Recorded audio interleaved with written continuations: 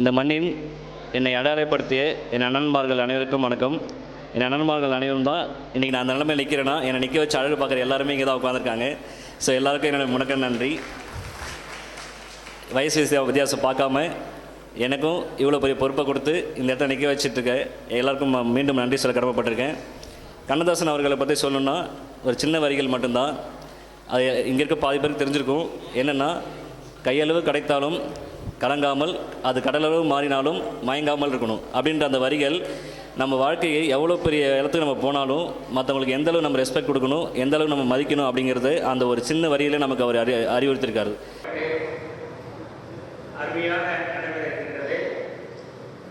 அதிலே முதல் அமர்வு 4 மணி, அது இப்பொழுது தொடங்கி நடைபெற்றுக் கொண்டிருக்கிறது. அவர் நிறைய நூல்கள்லாம் எழுதியிருக்கிறார்.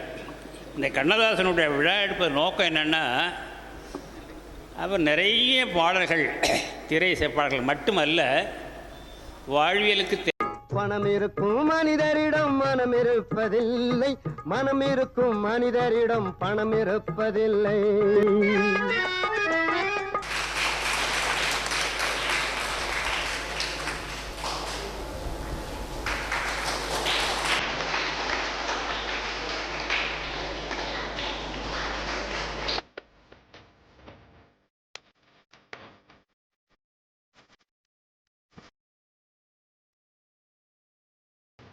முப்பத்தி 8வது ஆண்டு இலக்கிய பெருவிழாவிற்கு தலைமையேற்று நடத்தி கொண்டிருக்கின்ற வணக்கத்திற்கும் மதிப்பிற்கும் உரிய வேங்கட சுப்பிரமணியம் ஐயா அவர்களே, மேடையிலே வீற்றிருக்கின்ற அருமை சான்றோர் பெருமக்களே, எங்கள் ஐயா நகைச்சுவை இமயம் அவர்களே, விருது பெற இருக்கின்ற எங்களுடைய தமிழ் பேரனுடைய தலைவர் வழக்கறிஞர் ஐயா அவர்களே, எழுத்துலகத்தினுடைய சிற்பி செயபாலன் ஐயா அவர்களே, ஆன்மீக திலகம், அடுத்த பட்டத்துக்கு ஒரு இது சொல்லி வச்சுட்டு போகலாம்ல, ஆன்மீக திலகம், ஆன்மீக சுடர் ஐயா அவர்களே, எதிர்வரிசையில் வீற்றிருக்கின்ற ஐயா பிருதிவிராஜன் அவர்களே, எழுச்சி பாவலர் ஐயா அவர்களே, இராவு அன்பழகன் அவர்களே, இன்னும் ஐயா சந்திர ஐயா அவர்களே, பெரியவர் அவர்களே, எல்லோருக்கும் என்னுடைய வணக்கத்தை தெரிவித்துக் கொள்கிறேன்.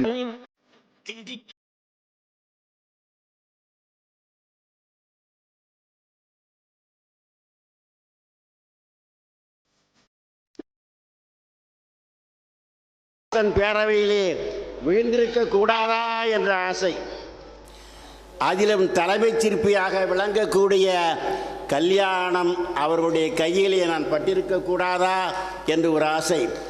பட்டிருந்தால் இந்த கல்லை பார்க்கும்படியான ஒரு அழகு சிலையாக அவர் மாற்றியிருப்பார், பாராட்டும்படியான ஒரு அறிவு சிலையாக மாற்றியிருப்பார்.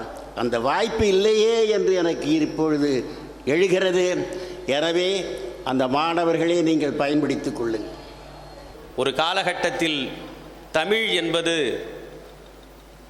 ஆன்மீக நூல்களிலே, இலக்கியங்களிலே சிக்கிக் கொண்டிருந்தது. அந்த இலக்கியங்களை படித்துவிட்டால் அதை நமக்கு பிரித்து சொல்வதற்கு இன்னொரு இலக்கியம் படைத்தவர்கள் வேண்டும்.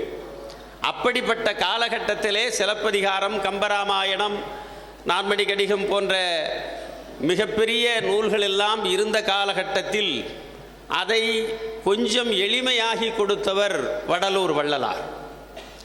அவருடைய தமிழ் என்பது சற்று நம்முடைய கைகளுக்கு கிடைப்பது போல், ஐயா பொன்னம்பலம் அவர்கள் பேசுவது போல் கொஞ்சம் எளிமையாக புரியக்கூடிய வகையிலே இருக்கும்.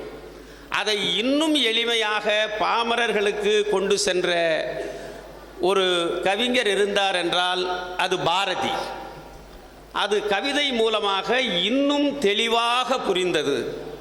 ஆனால் படிக்காதவர்களுக்கு கூட ஏர் உழுபவன், வேலை செய்பவன், நடவு செய்பவன், தோல்வி அடைந்தவன், தத்துவத்திலே இருப்பவன், ஆன்மீகவாதி, இவர்கள் வாயிலெல்லாம் தமிழ் முணுமுணுக்கப்பட்டதென்றால் அது கண்ணதாசன் கொடுத்த தமிழ்தான் என்பதிலே ஆச்சரியம் ஒன்றும் கிடையாது. அப்படிப்பட்ட கண்ணதாசனுடைய விழாவை தொடர்ந்து இத்தனை ஆண்டு காலம் நடத்தி வருவது என்பது சாதாரணமான விஷயம் அல்ல. அதற்கு பாராட்டுவதற்கு நான் தகுதியானவனா இல்லையா என்பதை விட இந்த பாராட்டுகளையெல்லாம் பெறக்கூடிய இந்த மனிதர்கள் பாராட்டி இருக்கிறார்கள். கண்ணதாசன் குடும்பம் மறந்து விடுகிறதோ இல்லையோ, ஆனால் புவனகிரியிலே இப்படிப்பட்ட தமிழ் அறிஞர்கள் இருக்கிற வரையில், தமிழ் பேரவை இருக்கிற வரையில், எழுத்தாளர்கள் இருக்கிற வரையில், பேராசிரியர்கள் இருக்கிற வரையில், இலக்கிய சிந்தனையாளர்கள் இருக்கிற வரையில் கண்ணதாசன் பேரவை விழா இதைவிட சிறப்பாக நடைபெறும் என்பதிலே எந்த ஐயமும் கிடையாது. எனவே கவியரசர் கண்ணதாசன் பேரவை விழாவில் விருதுகள் பெற்ற அனைவருக்கும் நெஞ்சார்ந்த வாழ்த்தினை சொல்லுவதோடு அவர்களை வணங்கி மகிழ்வித்து எழுத்தாளர் ஜெயபாலன் ஐயா அவர்களுக்கு எழுத்துச் சுடர் விருது வழங்கி மகிழ்விக்க இருக்கின்ற அவருக்கு அறிமுக உரை செய்வதற்கு வாய்ப்பினை கொடுத்த கண்ணதாசன் பேரவைக்கு நன்றியினை சொல்லி விடைபெறுகிறேன். நன்றி, வணக்கம்.